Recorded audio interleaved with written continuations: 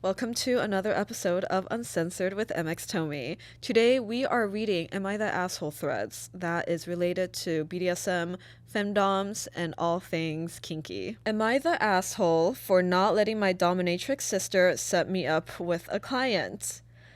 Already messy, I can tell. Okay, here we go. My sister is a dominatrix and does well for herself. Recently, she was telling me all about this lovely client she has who likes to be tickled and what fun she was having with him. Not my thing, but we don't shame, and it sounded like he was having a great time. So I forgot about it just as an interesting work story. Fast forward to a few weeks later. Oh man, my sister started mentioning a friend of hers who she had shown my picture to. Already like, girl, don't show your sister's picture, a picture of your sister to a client. Like, it's good to keep things separate, unless it's like a very, very specific situation where there's a lot of trust built. But even then, like 99.9% of the time, like, don't do that. Okay, like, he's a client, he's not a friend, he's not like someone you just randomly met, right? This is the dynamic of the situation already is like creating a situation where like that probably shouldn't happen.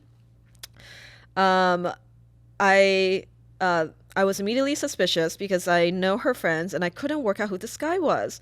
She showed me a photo and he was not my type at all, and she always joked she can tell my type, so I was very confused how all of a sudden this not type of guy who was apparently her friend was in my sights. Things slowly clicked into place and I realized he was Mr. Tickle. I was immediately highly offended. She would think I'd sleep with one of her clients and had a series of what I consider to be highly pertinent questions, namely, 1, was I going to be his tickler going forward? And if not, 2, was he going to get a family discount? 3, or if I took him on a family function, would he disappear for a quickie with my sister? The fact that you have to think about all of this is already really inconsiderate of your sister, right? Like, she should know better than to be burdening you with her client. This is already, it's so messy. It's so unprofessional. Ugh. My sister then got upset at me because apparently she just thought she thought he was just a nice guy and had been showing my photo around trying to get me a boyfriend, and got angry at me for making it about her job. But to me, I don't care if they pay for it or get it for free. I'm no way interested in anyone who has been sexual with my sister. And also, it's not that I wouldn't try stuff for a partner, but it's embarrassing that my sister wouldn't know what we are doing. That's my sister. It's gross. We ended up having a blazing row because she thinks I'm a dick for getting angry, and I think she's a dick for trying to set me up with someone she's been with, and we didn't speak for months. We're back on good terms, but I'm still wrinkled. Was I the asshole? Should I have been angry that she wanted me to date this guy, or did she cross the line? Okay, so they're both women in their 30s. You're not the asshole. Your sister definitely should not have done that. And not only is it unprofessional for her to be bringing in her family into this situation, it's also like, I don't understand the line of thinking in which this would be okay with a client. Because then the client is going to be integrated in your life in a sort of like messy and complex way. You already know your sister's not like a tickler, right? And not a tickle top or whatever. And you're kind of like throwing, it's already incompatible in terms of their kinks and fetishes and their sexuality. So I truly don't know what her sister was thinking that this would be a good idea. I would also say that her sister probably shouldn't have been showing her picture to anyone that is in the space of like a client dom dynamic, and it's a lot cleaner to keep those things separate. Are there any caveats in which clients know family members? The only times that in my experience that has happened is if like they have moved away from the client space, like they're not a client anymore, like you guys are kind of friends now, there's no money exchange, there's no sexual interaction, no BDSM interaction between you two, and like there's been a long length of time in which you two have not seen each other, and then like you randomly bump into each other at like a restaurant and you're like, oh my god, hey, it's, you know, whatever, K or whatever. I haven't seen you in a while. How are you? And then that's when that more organic reconnection could happen if there's been a good dynamic. But in general, like this is not okay. You know, let's just keep things separate, and keep things like clean and clear like that. It unfortunately, the way it's coming off is almost like you're, I like it. Yeah, it just feels, it doesn't feel good to me, like reading this. So not the asshole. Your instincts are right. Your sister should know better. And I'm sorry that she didn't respect your boundaries. Am I the asshole for not paying a dom after she ignored my safe word? Oh, tricky territory. Here we go. I'm in my early 20s and into hot chicks dominating me. I'm into ball busting. Nice. I love ball busting. But I'm more of a light to medium max player of it. I contacted this really smoking hot dom and set up a session for 90 minutes for $350. Okay, 90 minutes for $350. I have to say it's definitely on like the more affordable end of things. Not bad for experienced hot dom. Yeah, he understands he got a deal. But maybe a little bit of a red flag too if it's a little bit too affordable. You know, usually for doms the rates tier up depending on experience and sort of like professionalism. There's cases where that doesn't happen because we're in an industry where, you know, there's no regulation for rates, but generally speaking, that tends to be how things tier. I met up with her at her place on Sunday, and surprisingly, she didn't ask for the money up front, which they usually all do. Yes, we usually ask for the money up front, and usually for me, for example, I always ask for a deposit before the session is set up just to indicate seriousness from the sub. I did, however, give a deposit of $50 to her, and we spoke for about 5 minutes of my limits with ball busting. I said medium power max, and she asked to restrain and ball gag me and agreed to this. The safe word would be me holding a ball in my hand, and if I drop it, she'd immediately stop and ungag me and check my status. That all sounds good. That is standard for you know, safe words if you are gagged and you can't move. I thought this was safe and good. About 10 minutes in, she's kicking me kind of hard. My balls are hurting like crazy. 20 minutes in, she's kneeing really hard and I'm in a lot of pain. She steps back and boots me full force in the balls, even though I said medium power max. I'm dying at this point and drop the ball expecting her to stop, but she keeps kicking 3 more kicks as powerful as the first. I basically almost passed out and felt like I couldn't breathe and was choking. Ugh, bad situation. Bad situation. Okay, if someone is dropping the ball, like, especially for a first meeting too, right? First meeting, you have no idea, and he's calling red, you don't stop. Like, what if, like, one of his balls burst, right? You have no idea. It might, like, exacerbate whatever injury is happening. And ball busting can cause injury, which is why you have to listen to safe words, especially on first meeting, especially if there's no trust bill, especially if, like, this is what has been negotiated. I'm thrashing around hard, break one of the restraints, cover myself before she gets another one in. I cover myself up, she stops, starts yelling at me for breaking her equipment while restraining me. I hit the ground, holding myself, and I knew something was wrong. I gather all my strength to get up, and she says she's ending the session now and to give her the $300 I owe her. I slowly put my clothes back on and tell her she ignored my safe word and it was dangerous and I'm going to the hospital now and will not be paying her.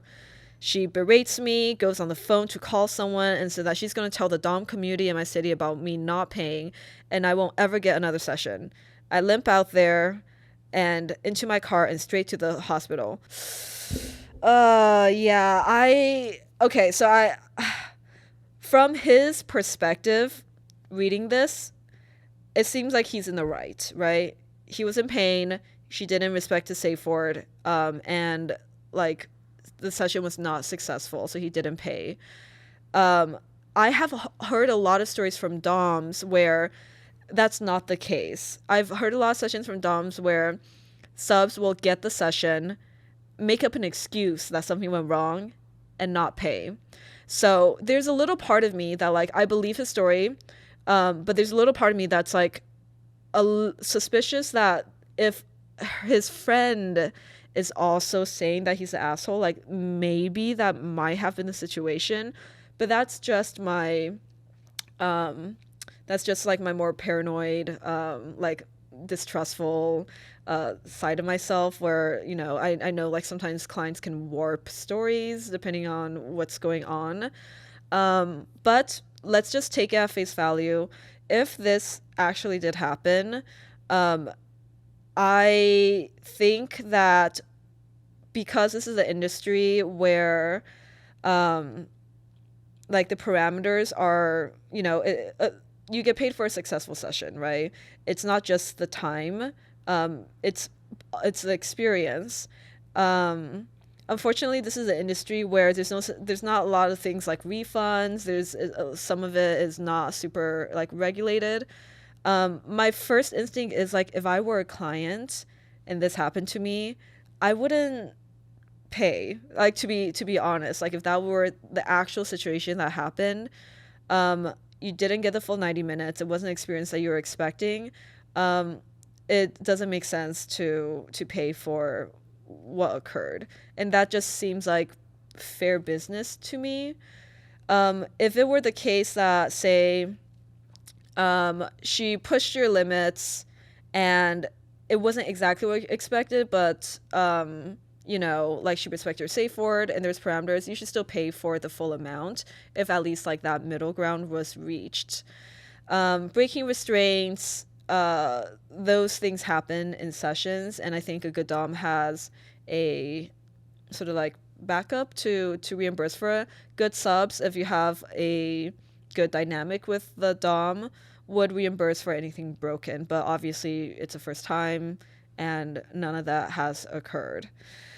um yeah, this is tricky because the majority of the time the stories I hear is clients not paying after the session has been successful, which is why we always try to get the cash up front in case you know, people leave the room and they're just being cheap about it, or they like don't respect our time and our work. mm, yeah, I'm wondering why your friend also said you're an asshole. That really is sort of flagging something that is making me question this person's perspective on the situation. Maybe potentially during negotiation he said he likes to be pushed, but he didn't mention that. He said like medium, you know, medium sort of pain. And I think a good dom would have the emotional intuitiveness to understand like how to push properly, to the point where they can take more pain. Like one of my favorite quotes around pushing limits is not breaking boundaries. Pushing limits is having the skill set to encourage a person to overcome themselves. That makes a world of difference in terms of higher risk play and having a sub endure. Yeah, a good dom knows how to push limits well in a way where the sub accepts that they are overcoming their threshold, rather than it being imposed in a way that that breaks their that it being imposed in a way that breaks the scene. So that's what I would say about pushing limits. Ball busting guy, you're not the asshole. Although in the future, you should be a lot more careful with your first sessions and pick the right person. I, male 19, have been with my girlfriend, female 20, for about a year. We have a solid relationship, good communication, great chemistry, and honestly one of the most open and trusting connections I've ever had. Oh, good for you guys. We're pretty adventurous in the bedroom too, which I thought was a good thing. A couple of weeks ago, she brought up pegging. She was casual about it, just said that she's always wanted to try it and thought it could be fun. I was a little thrown off at first, but not in a bad way. Just surprised. I sat with it for a bit, did some reading, figured, why not? I trust her. I was curious. When it actually happened, I was nervous, but she was really respectful, went slow, made sure I was okay the whole time, and to be totally honest, I liked it. Like, I really liked it. Way more than I expected to. Good for you. You know, do you know how many guys dream about having a girlfriend who would peg them and they like can't find one? You are so incredibly lucky. And that's what's been messing with me. Not the act itself, not her, not anything external, just the fact that I enjoyed it. I haven't been avoiding her. I haven't shut down or pulled away. We're still good, but internally I feel weird. I can't explain it fully. It's not shame exactly, and I don't think it makes me less of a man or anything like that. I just didn't expect to enjoy it the way I did, and now my brain won't stop running in circles about what that says about me or what it means, even if I know it's not that deep. I haven't told her I feel weird because it's not her fault at all, and I don't want to make her feel bad for something we both agreed. But part of me wonders if I'm overthinking it or if there's something wrong with me for reacting this way. You're not the asshole. This is so normal. When a guy experiences being pegged or even like being in the receiving position in sex, it's oftentimes like is a subversion of everything you've been taught around masculinity, around how sex is supposed to be, around like what popular culture and like every single like top 20 porn video on Pornhub is telling you sex is supposed to look like. And you're just going through the process of unlearning what has been fed to you around this intimate act and learning how to take it for yourself. And being in that like unexplored territory, it can be both exciting and nerve-wracking. And it's totally normal to experience that, right? Like liking something that much as a surprise is it's new. I'm not surprised that you feel this way. Most men feel this way for their first time. And I think it's awesome that you have a girlfriend who is so supportive and like did it so well for the first time too, to the point that it broke your brain a little bit. Oftentimes guys have like less than nice first experiences with like unexperienced people, but she saw something in you, she brought it out, and now you have this like new tool in your toolbox for enjoying your body. I'm so excited for your journey and enjoy it more. And sometimes like that little weird nervous feeling, the little butterfly in your stomach can add to the fun too. So embrace it. You're not the asshole at all. But I would encourage you to talk to her about like, hey, this is what I'm going through, just because like your partner's in it, you know, in this act together, and she deserves to know where your mind is at with this. And it sounds like she's the type of person to really take good care of your emotions and help you blossom in this way. So congratulations.